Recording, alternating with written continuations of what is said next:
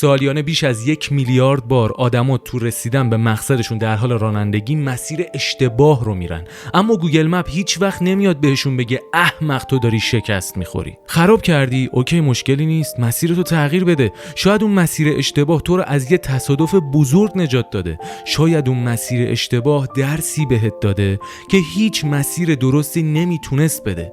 شاید منظره‌ای که الان توشی دقیقاً همون چیزیه که برای ادامه دادن بهش نیاز داشتی.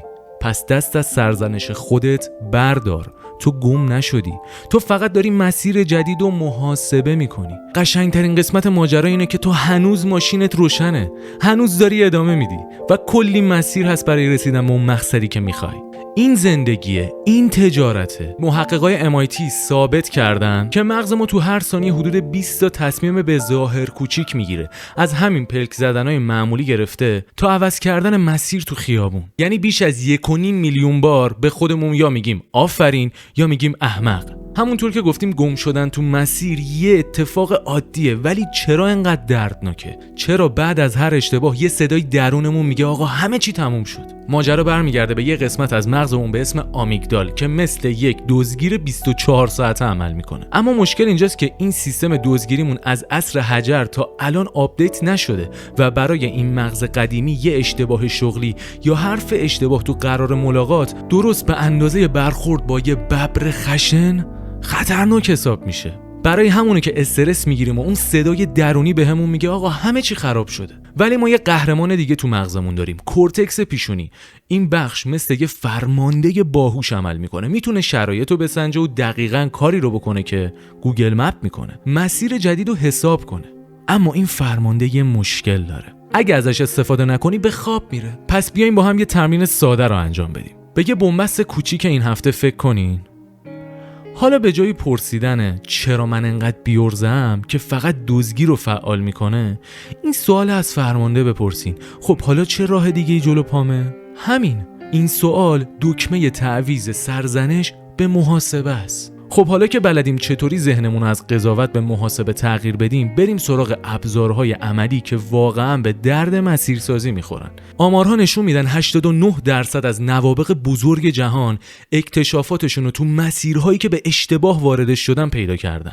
پنیسیلین، حتی دستگاه مایکروویو، همشون حاصل یه مسیر اشتباه بودن. خب حالا که یاد گرفتیم چطور دزدگیر ذهنمون رو ساکت کنیم و فرمانده منطقمون رو بیدار، بریم سراغ اصل ماجرا، چطور مسیر جدیدمون رو محاسبه کنیم. ابزار اول، قطب نمای مقصد. یه سوال ساده از خودتون بپرسین، آیا هنوزم میخوام به همون مقصد اول برسم؟ ولی راستشو بخواین گاهی میبینیم مسیر اشتباه ما رو با یه مقصد بهتر آشنا کرده. مثلا اون دانشجوی پزشکی که قبول نشد شاید تو مسیر جدید کشف کرده که عاشق برنامه نویسیه.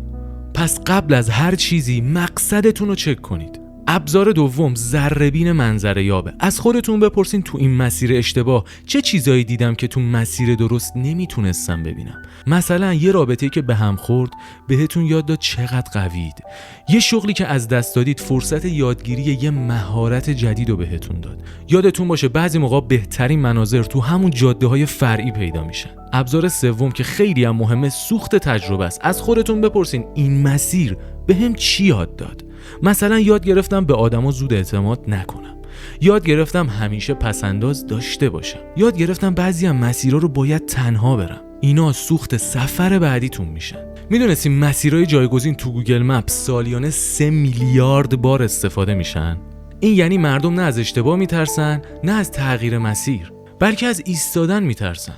زندگی ما شبیه یه جاده دلانگیزه، نه یه قطار روی ریل. چون تو سفر جاده‌ای همین پیچ‌های غیر منتظره و بنبستان که داستان سفرمون رو میسازن. مثلا هیچ کس از مسیر مستقیم اتوبان خاطره تعریف نمیکنه.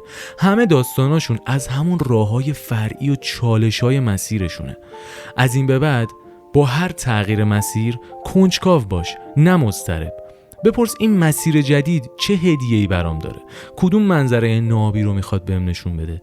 قراره چه نسخه بهتری از خودم رو کشف کنم؟ پس از همین امروز، 1. هر اشتباه رو به جای شکست یه مسیر جایگزین بدون. 2. هر بنبست رو فرصتی برای کشف یه منظره جدید ببین. 3. و همیشه یادت باشه مهم رسیدن نیست، بلکه اون آدمیه که باید تو طول مسیر بهش تبدیل بشی. و من بهت قول میدم اگه اینطوری به زندگی و مسیری که داری میری نگاه کنی، یه روزی به خودت میگی اگه اون روز تو مسیر درست بودم، هیچ وقت این من فوق‌العاده رو پیدا نمی‌کردم.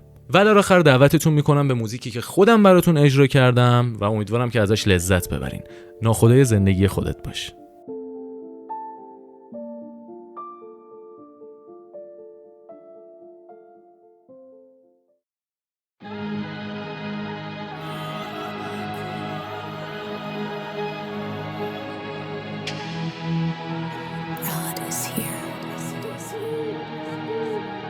ملکا ذکر تو گویم که تو پاکی و خدایی، نروم جز به همان ره که تو همراه نمایی.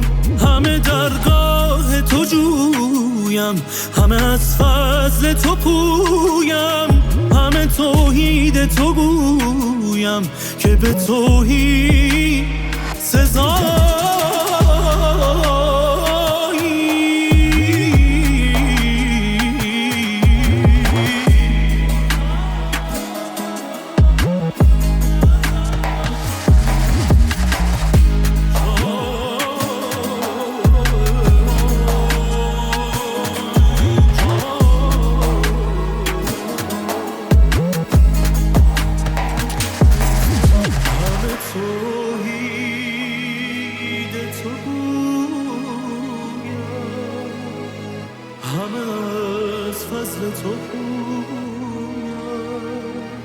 نبود این خلق و تو بودی، نبود خلق و تو باشی، نه به جنبی نه به گردی، نه به کاهی نه فضایی. نتوان وصف تو گفتن که تو در فهم نگنجی، نتوان شبه تو گفتن که تو در وهم نیایی. همه درگاه تو جویم، همه از فضل تو پویم،